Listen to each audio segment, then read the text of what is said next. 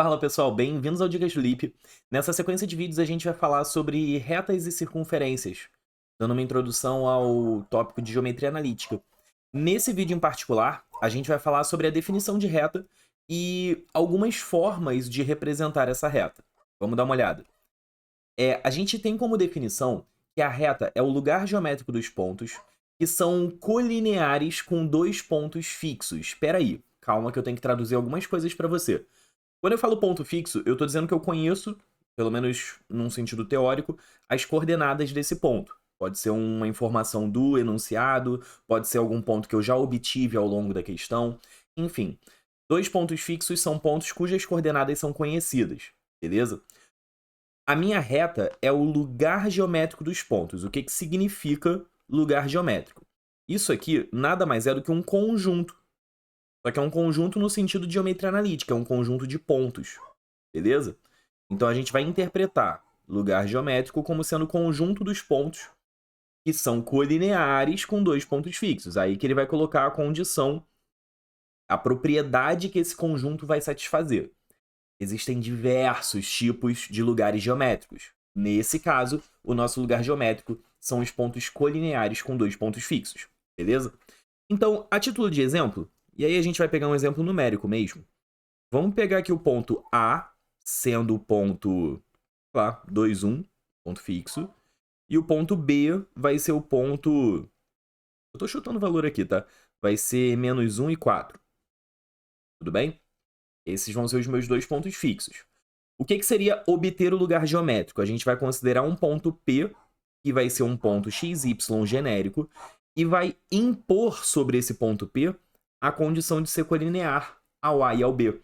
E aí o resultado que a gente vai obter é o que a gente vai chamar de equação do lugar geométrico.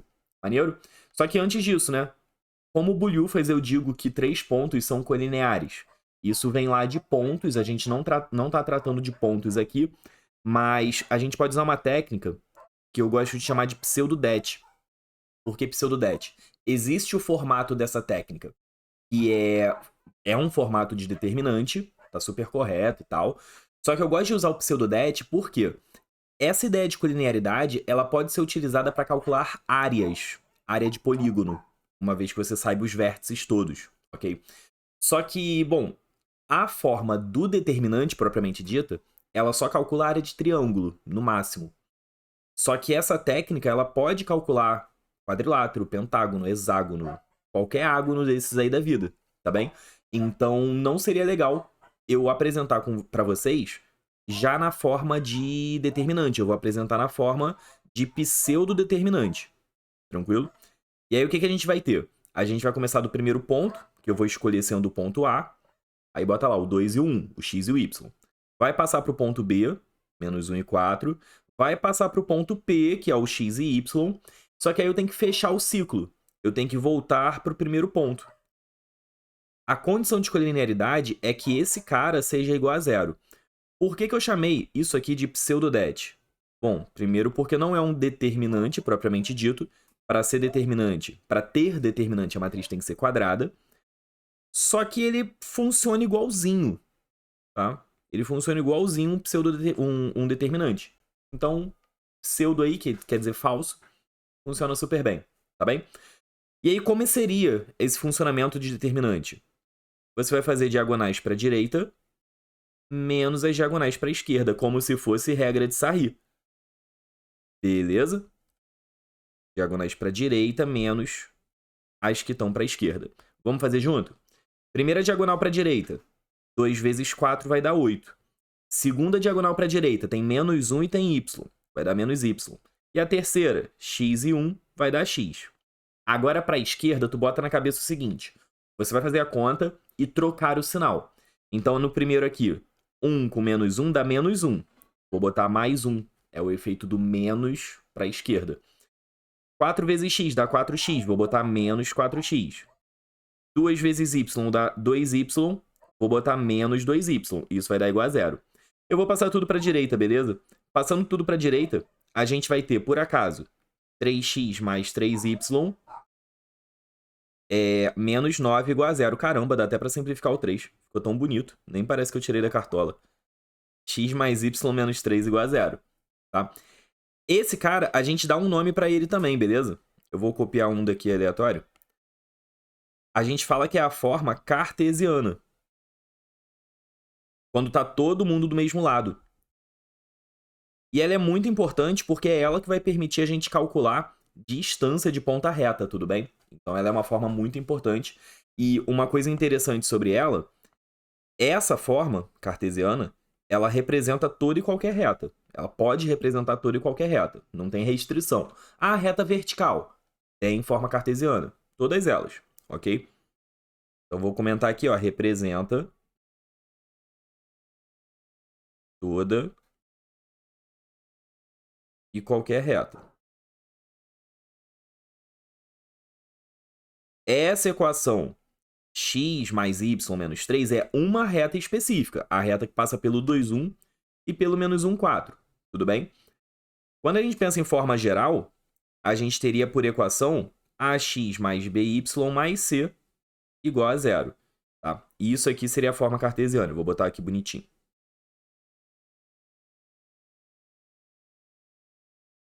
Ih, me embolei. Me embolei. Ai, meu Deus. Caraca, me embolei legal aqui agora.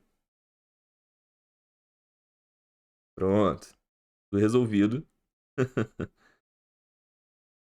Talvez não tanto. Caraca, eu me embolei legal mesmo. Que isso? É o problema tá entre a cadeira e o tablet, né? É assim que fala. Beleza. Os outros cenários agora, tá?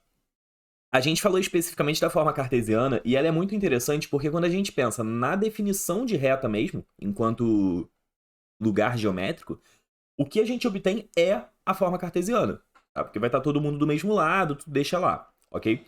E é bem interessante que geralmente você consegue se poupar de trabalhar com fração nesse formato. A forma reduzida é quando você isola o y, ok? Observa que eu vou escrever assim, y igual a ax mais b. Eu preciso fazer esse comentário antes que você se enrole. Esse a e esse b não são os mesmos do a e o b da forma cartesiana, tranquilo? É só você pensar em isolar o y aqui.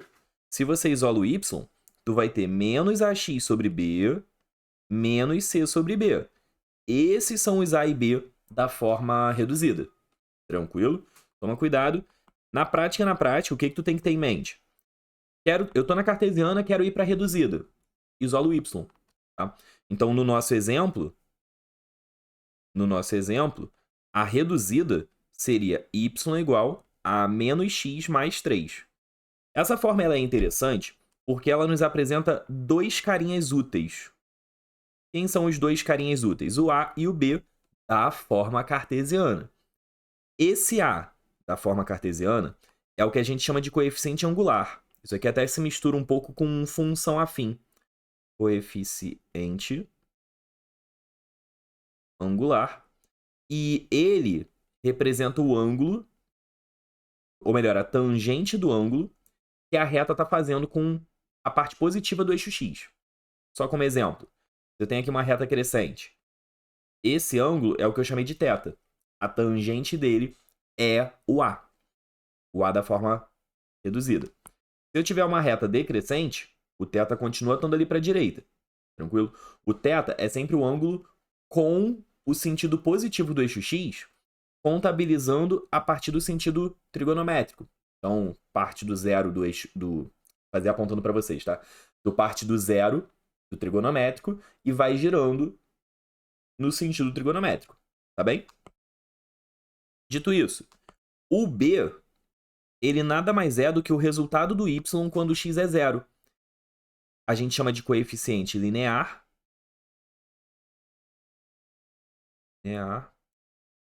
E ele é a interseção com o eixo y.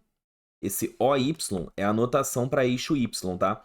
E esse U de cabeça para baixo é o símbolo de interseção, lembra disso? Ok? Só tem um detalhe aqui. Essa forma... Eu tô só jogando as outras para baixo, né? Essa forma, ela não representa retas verticais. Porque se a reta for vertical, o θ seria 90 graus. E não existe tangente de 90. ok? Então, esse formato não representa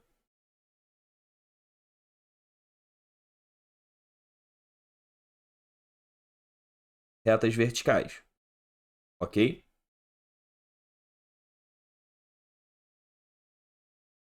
Agora, com isso aí a gente fecha forma reduzida, tá? Não tem mais nada para falar sobre ela, não. É uma ferramenta muito útil em provas como a AFA, a SpaceX às vezes usa também, é esse formato segmentário. Ele só serve para, num caso específico, você obter muito rápido a equação da reta, sem ter que ficar fazendo sistema ou o que quer que seja. Vou fazer pseudodet, etc. Tá? Especificamente quando você conhece as interseções com os eixos, o eixo x e o eixo y, claro, né, essas interseções não podem ser nulas. Então, eu vou desenhar uma reta aqui genérica. Podia ser crescente, isso não é um problema, tá? Mas eu conheço a interseção com o eixo x e conheço a interseção com o eixo y. Eu chamei de P e de Q, tudo bem? Se isso acontece, eu posso jurar de dedinho que a equação da reta vai ser x sobre P, lembra que o P é conhecido, mais y sobre Q, o Q também é conhecido, igual a 1. Fica muito parecida com a forma de uma cônica, de uma elipse, tá? É especificamente ficar parecido com a elipse. Só tá faltando os quadrados na parte do x e na parte do y. Então, o detalhe é o seguinte. Se você já conhece as interseções com os eixos, um ponto da forma P0, um ponto da forma 0Q, né, que seriam os pontos nos eixos, você consegue direto escrever a equação da reta. O máximo que tu vai fazer aqui, de extra, é MMC. Tá?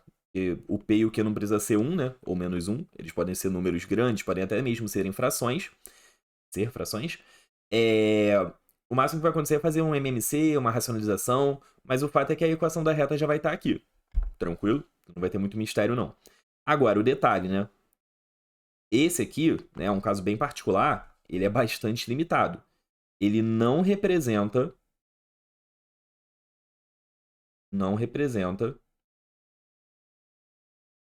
retas verticais, horizontais ou passando pela origem. Ok? Horizontais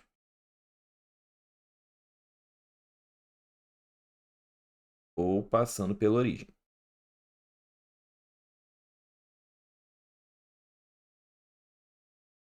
Agora vamos torcer para o paramétrica caber no espaço que sobrou, né?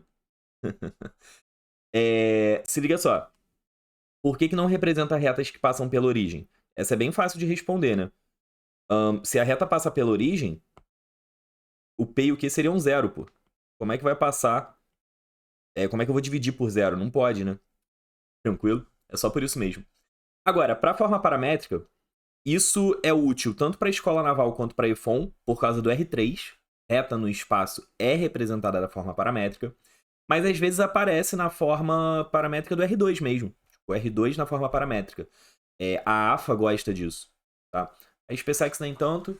A Escola Naval, em anos recentes, colocou essa possibilidade. Tá? E aí o que vai acontecer é o seguinte. Eu vou imaginar uma reta, claro. Né? Desenhar uma reta aqui genérica. E aí dessa reta eu quero um ponto fixo. Um P0. Que vai ter coordenadas x0 e y0. Eu vou fazer pro R2 mesmo, tá? Mas podia ser pro R3, era só acrescentar o z. E eu vou ter também um vetor diretor dessa reta. Vetor diretor dessa reta, que vai ter coordenadas A e B. Se fosse do R3, seria A, B e C. Tá? Pra gente poder fechar esse vídeo aqui tranquilo. Tá? Sem prolongar tanto também. E aí, o que vai acontecer? Quando eu penso num ponto P genérico dessa reta, o vetor P0P, eu estou fazendo a construção com vocês. O vetor P0P, ele vai ser paralelo ao vetor U, o R. Tá? P0P é paralelo ao vetor UR. O R está na mesma direção. Só que quando vetores são paralelos, entenda isso aqui. Você vai ter que um é um múltiplo do outro.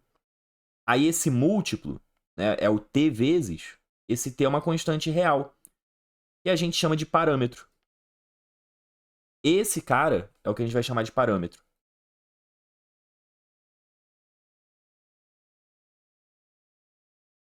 Então, quando a gente desenvolve essa conta, a gente vai ter basicamente P menos P0 igual a T vezes o R. Eu já vou passar o P0 para a direita.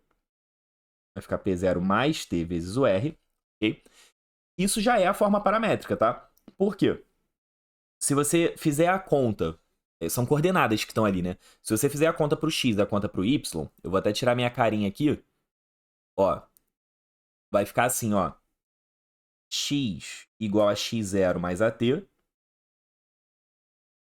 E se você fizer a mesma conta para o y igual a y0 mais bt. Se tivesse um z, z igual a z0 mais ct. Isso aqui é o que a gente chama de forma paramétrica. Conforme o t varia, o t real está variando, eu vou cair num ponto p diferente. Para cada t, eu vou obter um p diferente. Tranquilo? Então, com isso aí a gente fecha esse vídeo. A gente se encontra no próximo. Ficou um vídeo longo, mas também eu dei bastante informação aqui útil. Vamos lá.